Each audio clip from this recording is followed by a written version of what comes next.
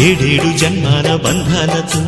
ఈనాడు నీ ఏడు పండించనా మరి తయారయ్యే ఉన్న వయ్యారంగా సయ్యత్తు ఒళ్ళోకి వాలంగా చూసుకొచ్చానమ్మా చూడు ఉత్సాహంగా చిన్నారి వన్నెల్ని ఏలంగా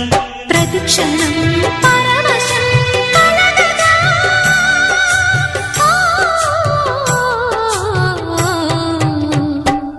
మనసా